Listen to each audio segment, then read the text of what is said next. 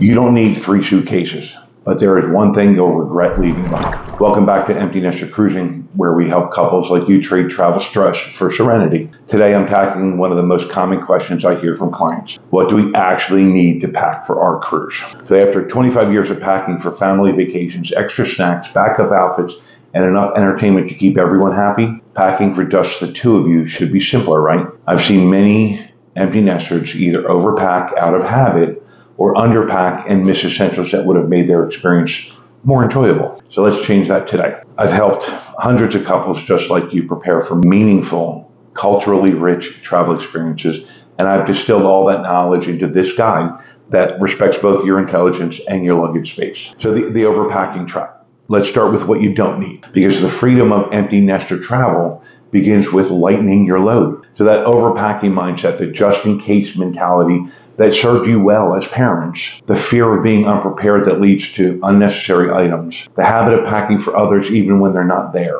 what you can leave behind, multiple backup outfits for the same occasion, every possible medication for ailments you've never had, heavy guidebooks, we'll talk about digital alternatives, full-size toiletries, the ship provides most basics, multiple pairs of shoes for similar purposes. One client, Margaret, told me she packed the same way for her first empty nester cruise as she did for family vacations. 3 suitcases for 2 people. By day 3, she realized that she was only using 25, maybe 30% of what she brought and felt burdened by lugging it all around. I can't blame her, that's a lot of stuff. The essentials, here's what you really need. Okay, let's focus on what actually deserves space in your luggage, the items that enhance your experience rather than weighing you down. So the cruise wardrobe essentials, 2 to 3 dinner outfits that can be mixed and matched. Ladies, a versatile dress and separates, gentlemen, slacks and 2 to 3 collared shirts. Comfortable walking shoes for excursions that are already broken in. This is arguably, I don't want to say the number 1, but definitely top 5 must pack. If you're going to do any kind of excursions that require any kind of walking, make sure you have comfortable shoes. Ladies, don't wear high heels. Men, don't wear new shoes. And for most of us, don't wear flip-flops. Walking shoes, something with cushion, something that, is going to take care of your feet while you're walking all day in 100-degree heat. A pair of dressier shoes that won't kill your feet for those dinners. Swimwear, cover-ups. Lightweight layers for air-conditioned spaces. Ladies tend to get colder faster than men in general. A shawl or a wrap or something like that for the air-conditioned spaces, and also for some evenings, because sometimes the evenings on deck get a little chilly. Theme night strategy. If you enjoy participating in theme nights, so check the cruise itinerary to find out what the theme nights are before you pack. A lot of times 1 or 2 versatile accessories can transform a basic outfit.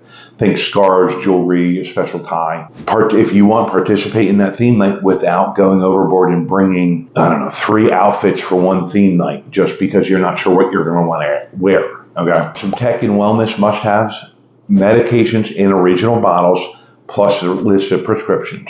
An extra pair of reading glasses, small first aid kit with basics. And I'm talking, small. You don't need a mega, bandages, pain relievers, maybe an anti-diarrheal. That's really, in general, all you're going to need. Anything more severe than that, go to medical. A multi-port USB charger. Okay, cabins a lot of times have limited outlets. Do not bring a surge suppressed power strip. It's going to get thrown away. You're not going to be allowed to use it. Get a multi-port USB charger. If you Google that, it'll come up. It's something, they're small. It'll plug into the wall or plug into an outlet, and it'll have 2, 4, 6, 8, USB outlets on it. Those are okay, because you're just plugging your phone into that or whatever. Download some entertainment, some books, some TV shows, some guides to your tablet before sailing. If you have a tablet or put them on your phone, this is a great way to get guides to whatever ports you're visiting without having to lug around a physical book. Grab a portable power bank for excursions. That has saved my life more, well, not literally, but it saved me more than once being able to charge the phone while on the excursion, because I like to take pictures on the excursion, pictures and video, and they suck up battery power. Here's one thing you'll regret forgetting, and it's not what most people think. It's not your formal wear or your favorite toiletries. It's not even your medications. It's a day bag packed with essentials for embarkation day. Embarkation day, not my favorite. But here's why. When you board that cruise, your luggage is gone. Okay, technically, yes, you can lug it around with you all day until your cabin's available. Me personally, I bring a day pack, I take my luggage, give it to the porter, and I see it around dinner time, and I'm happy with that. So the luggage gets taken, delivered to your cabin hours later. If you don't bring a day pack, it's going to be a challenge, because a lot of times, especially new cruisers, they're going to put their passport, they're going to put their check-in paperwork in their suitcase. Yeah, that's not going to help you. You're not going to be able to get on a ship. Here's a list of what I suggest that you put in that day bag. Medications. I don't like packing my medications in my suitcase. I much prefer having them with me. Swimwear. Pretty much every cruise I've been on, the pools have been open when we get on board. A change of clothes, not big bulky items, just quick change of clothes. Your travel documents, valuables. I'm not putting watches, necklaces, earrings, that kind of jewelry in my suitcase. I'm keeping them with me. Your phone or camera and chargers for them. Sunscreen, something to read, because you might want to just sit and relax once you finally get on board and go through the muster station. And putting that simple prep allows you to really start enjoying the cruise immediately without waiting for your luggage. And that one tip our clients thank us for over and over again, because you don't really think about it. Some packing wisdom from real clients, real empty nester clients.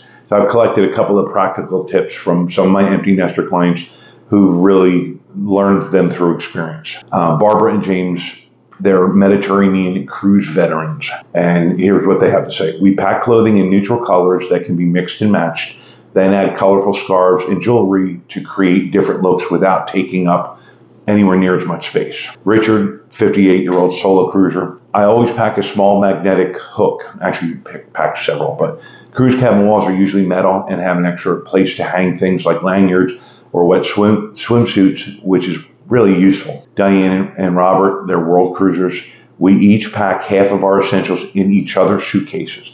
That way, if one bag gets delayed, we both still have what we need to get by for at least a couple of days. Elizabeth loves her Alaskan cruises. Bring layers rather than bulky items. I was surprised at how warm it got during day excursions in Alaska, but how chilly the evenings on deck could be. We all know those big bulky coats take up a lot of space. Don't do that. Bring 2 or 3 lighter tops, a sweatshirt, a medium jacket instead of a heavy duty jacket, things like that. Thomas, he's a Caribbean cruise regular. Don't forget a small crossbody bag or money belt for port days. It keeps your essentials secure and leaves your hands free for experiences. Some packing techniques that can save space and stress. So let's talk about how to fit everything. The rolling method. If you roll up your clothes instead of folding them, A, they save space, and B, a lot of times it prevents wrinkles. So that's good for like t-shirts and shorts. Things that, a small wrinkle or two isn't a big deal. Bundle method. A lot of people will do this where they'll take an outfit and they'll lay it out and they'll wrap it all together so that it's, they can just go grab today's outfit or this morning's outfit, however you want to put it. Packing cubes. My wife swears by her packing cubes. She does, an outfit or two, depending upon the size of the cube. She'll put an outfit or two in a cube, then she'll have, another outfit or another cube for her underwear and socks and things like that. They're not vacuum seal cubes. They're just, regular packing cubes, but you can, to some degree, compress them to add some more space. Now, this one is new-ish to me, but I personally love this idea. It's the 5-5-3 formula for a 7-day cruise. Okay, so it's 5 tops, 5 bottoms, and 3 pairs of shoes. With that, somebody spent the time to figure out that's 25 different outfit combinations. And it's literally 13 items. And obviously, adjust those numbers based on your cruise length. But I love that strategy. The toilet strategy. So think solid toiletries, so shampoo bars, soap bars, solid sunscreen, that kind of thing. They take up less space and you avoid leaks. Now, not necessarily as easy to use, but it definitely will save space. So now that we've got some basics, okay, let's talk about that perfect packing list that reflects your preferences and your needs, okay? Because we're all different. We all do things differently, all right? So one thing, consider your activity level. Are you planning active excursions? pack accordingly. Bring sneakers, bring extra bathing suits, whatever you need depending upon what your excursions look like, okay? Are you more interested in relaxation? Well, then adjust your wardrobe. You don't need, the active wear. All you really need is bathing suit, a top, and, a cup of coffee. Also, health consideration. Mobility issues might dictate certain items that other people without mobility issues don't need. Dietary restrictions. You might need to pack certain snacks to make sure that, you get the dietary needs that you have. Personal comfort items. I include this, but with a warning. Yes, small things can make a big difference in your comfort. Whether it be your own pillow, your favorite tea, a certain brand of sunscreen, things like that. Don't go overboard here. This is one area that's very easy to overpack. Bring one, maybe two comfort items. Just because, if you have 4 full-size pillows on your bed at home and you bring them, okay, that's a suitcase by itself, arguably, okay? Try to bring, 1 or 2 small things, okay? This next item definitely helps with packing. Check the weather and the historical weather for your destinations. Is it likely to rain during the first week in July in, wherever, St. Thomas? If you look back over the years, you can get a feel for what the weather usually is. So whether or not you need to bring an umbrella or a rain jacket or rain pants or, long pants, because if it's cooler, things like that, looking back at that historical weather patterns definitely will aid in your packing. So in general, I suggest creating a packing checklist based on the specific ship you're on, the destinations you're going to, the season you're going on, the length of your cruise, any special events that you have booked, whether it be on board or out in port, and the excursions that you've booked. All of those things cause a unique packing list for each cruise. Packing smart isn't about having everything. It's about having the right things. After decades of packing for everyone else, isn't it time your luggage reflected your needs and your freedom? You've earned this time to explore the world together without the stress of overpacking or the worry of forgetting essentials. So when you travel with Empty Nester Getaways, we handle all the details, including helping you prepare. So visit EmptyNestersGetaways.com to learn how we can help you trade stress for serenity on your next adventure. Because you don't just deserve a vacation, you deserve one that's perfectly tailored to this new chapter in your life. Until next time, pack light, travel deep.